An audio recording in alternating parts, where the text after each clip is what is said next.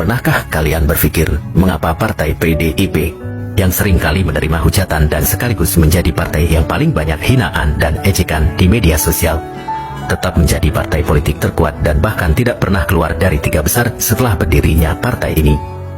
Jawabannya ada dalam ulasan video ini, dan mari kita simak ulasan berikut ini.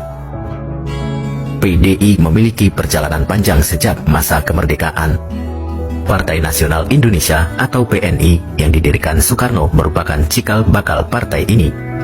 Tetapi, ketika Bung Karno dilengsarkan dengan cara yang sangat menyakitkan, Pak Harto, pemimpin selanjutnya, berusaha untuk mengebiri partai ini. Ketika Soeharto melengsarkan Soekarno dengan cara yang sangat rumit, yang sampai sekarang kita tidak mengetahui bagaimana penjelasannya, Soeharto sadar bahwa pendukung-pendukung Bung Karno itu masih sangat banyak. Dan itu bisa saja mengancam kekuasaannya, serta bisa mengancam stabilitas negara. Karena itu, yang dilakukan oleh Soeharto adalah berusaha untuk mencerai-beraikan mereka agar tidak ada dalam satu komando. Kemudian membuat mereka miskin dan membuat mereka bodoh. Mereka difitnah, dituduh, dan dianggap bergabung dengan PKI dan sebagainya, termasuk anak-anak Bung Karno. Contohnya, Ibu Megawati di tahun 1966, ketika Bung Karno mulai diasingkan, beliau itu masih usia 19 tahun dan masih kuliah. Tetapi kuliahnya itu langsung diganggu begitu, sampai akhirnya dia diberhentikan karena sesuatu yang sampai sekarang pun tidak benar-benar jelas motifnya. Ketika Ibu Megawati juga berusaha untuk masuk lagi ke Universitas Indonesia, ia juga tidak bertahan lama, entah bagaimana ceritanya. Itulah yang terjadi kepada pendukung-pendukung Bung Karno yang paling kelihatan.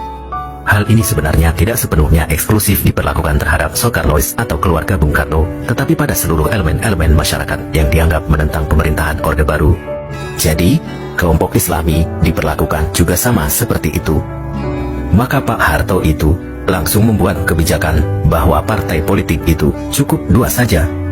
Jadi kelompok-kelompok yang pro terhadap Islamis, agamawan, yang semacam itu masuk pada P3 atau Partai Persatuan Pembangunan. Kemudian dipaksa juga memilih asasnya adalah asas Pancasila. Kemudian, kelompok yang satunya lagi sisa-sisa dari kelompok yang Islamis itu. Jadi ada kelompok kejawen, kelompok masyarakat kecil, kelompok yang terpinggirkan, marginal, dan kemudian juga tokoh-tokoh dari agama yang lain selain Islam. Semuanya dijejalkan pada satu partai yang namanya adalah Partai Demokrasi Indonesia. Nah, ini adalah embrio yang kemudian nanti akan benar-benar berpengaruh terhadap zaman reformasi.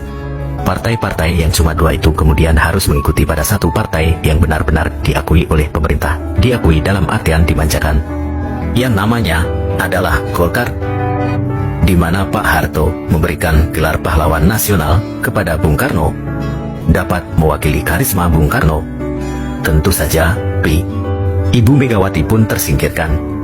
Akhirnya, terjadi 2 kubu PDI yang saling berperang, dan situasinya semakin buruk pada saat itu. Sayangnya, tahun 1997 adalah awal dari akhir pemerintahan Orde Baru yang perlahan-lahan runtuh dan melemah. Karena interval antara pemilu tahun 1997 hingga 1999 hanya 2 tahun, masyarakat masih ingat betul bagaimana pemerintah menganiaya Megawati. Ibu Megawati dianggap sebagai sosok yang tersakiti dan mendapatkan simpati serta dianggap sebagai sosok yang inspiratif dan penuh perjuangan. Karena basis pemilihnya konsisten dan memiliki ideologi yang melekat pada dirinya. Setelah jatuhnya Orde Baru, pendukung PDIP tetap setia meskipun sering dihujat oleh oposisi. Hal ini karena PDIP memiliki 2 basis pemilih utama, masyarakat wong cilik dan kalangan abangan, yang merupakan mayoritas di Indonesia. PDIP tetap mendapatkan suara yang signifikan karena mayoritas ini adalah masyarakat yang umumnya tidak terlibat aktif di media sosial dan tidak terpengaruh oleh hujatan terhadap PDI di dunia maya. Mereka tetap memilih PDIP karena merasa diwakili oleh partai tersebut yang menjadi partai terkemuka sejak era Orde Baru hingga saat ini. Pada saat tokoh-tokoh partai Golkar terpecah menjadi tersegmentasi kembali mengikuti tokoh yang mendirikan partai-partai lainnya.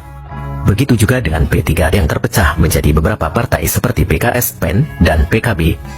Namun, tapi Soeharto yang sudah memimpin Indonesia selama 3 dekade. Meskipun Megawati tidak mengalahkan Pak Harto, tetapi beliau bisa survive di bawah gempuran Orde Baru tanpa logistik yang memadai. Sekarang, dengan kayanya pengalaman, melimpahnya logistik, dan matangnya mesin perang partai, siapa yang mampu mengalahkan partai tersebut? Apakah PDIP akan mengalami kekalahan di pemilu 2024 mendatang? Kita lihat bersama-sama. Terima kasih telah menonton video ini dan menyimak sejarah politik Indonesia yang kompleks.